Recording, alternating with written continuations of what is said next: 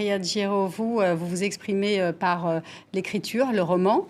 Les yeux de Mansour scrutent aussi le monde de manière désabusée. Pourquoi avoir décidé de construire un personnage qui, au fil du temps, finit par s'effilocher, se désincarner, puisqu'il est atteint d'une maladie étrange? C'était un roman au départ pour essayer de comprendre la possibilité d'une compréhension de notre monde actuel. Tout va toujours très vite, on a plein d'informations. Et une synthèse est-elle possible? Est-ce qu'on peut comprendre des situations, ne serait-ce que politiques? Est-ce qu'on peut comprendre une situation politique? Et donc, au lieu de faire quelque chose d'assez ennuyeux sur Kant ou sur le savoir est-il possible, j'ai inventé un peu cette histoire, ce personnage dont la rationalité s'en va. Il a une dégénérescence du système intellectuel et il devient au fur et à mesure du roman une espèce d'idiot, de bête. Et donc son camarade essaye de tirer les fils, de trouver la cause de cette maladie afin de répondre à cette question. Mais bon, évidemment, je n'y réponds pas. Est-il possible de comprendre quelque chose à notre monde? La réponse de Mansour, c'est malheureusement pas trop.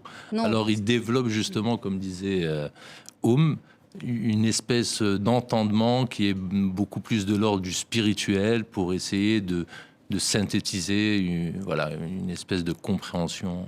Et vous invoquez pour cela des grandes figures du mysticisme soufi.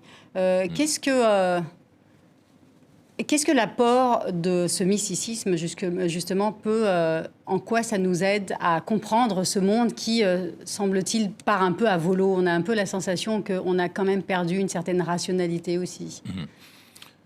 Mais c'est un peu comme deux jambes, finalement. Hein, et c'est souvent un peu l'image qui est donnée en mystique musulmane.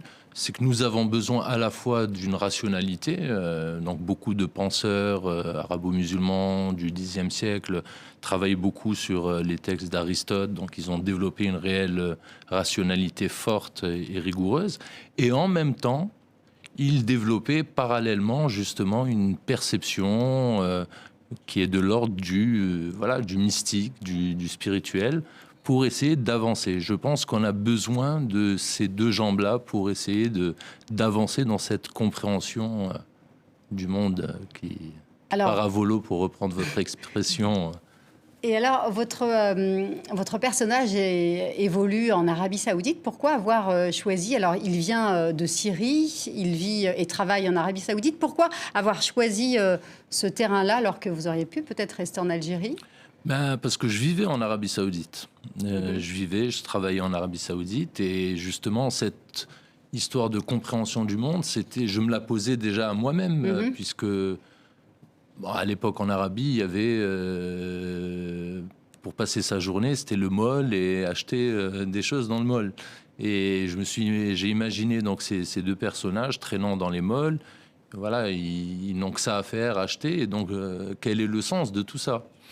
Et bon, et comme ce pays, par ailleurs, m'a émerveillé d'un point de vue paysage, il y a un désert magnifique, des couleurs magnifiques, et puis bon, c'est un peu le noyau de ce qui se passe un peu dans notre monde actuel. Beaucoup de décisions se prennent dans ces pays du Golfe. Et justement... Et donc voilà, je voulais camper justement l'histoire dans ce cœur battant de l'économie mondiale, des décisions géopolitiques.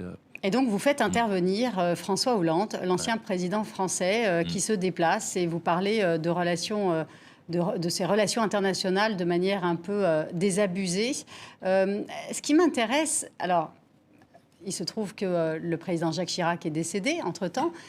Ce que j'aimerais savoir, c'est qu'est-ce que Mansour aurait pensé d'un Jacques Chirac? On sait ce qu'il pense de François Hollande, mais qu'est-ce qu'il aurait pensé de Jacques Chirac? Alors, moi, je pense qu'il l'aurait apprécié, parce que Jacques Chirac avait cette dimension humaine forte. Voilà, je repense à ce coup de gueule à Jérusalem, what do you want, what do you want, contre les soldats les agents israéliens. de sécurité israéliens. Et puis, cette fabuleuse prise de position qu'il avait eue en 2003 durant la guerre du Golfe et son refus d'y aller, avec le merveilleux style de Villepin aux Nations Unies. Il y a quelque chose d'incarné. Il y avait vraiment quelque chose d'incarné. Qu'on soit de toute façon pour ou contre, mais il y avait une incarnation. Exactement. Moi, je ne suis pas du même bord politique que Jacques Chirac, mais il y avait cette incarnation, cette dimension humaine forte, et qui est vraiment l'opposé du cynisme que pouvait avoir justement François Hollande. Voilà, en nous vendant sa guerre en Syrie, les armes en Arabie Saoudite, lesquelles armes fonctionnent, aujourd'hui, sont utilisées au Yémen, malheureusement. Alors j'ai cru aussi déceler dans votre écriture une rythmique un peu lancinante, comme des incantations soufis. Alors est-ce que c'est une vue de l'esprit? Est-ce que c'est moi qui ai été influencé par ce que j'ai pu lire?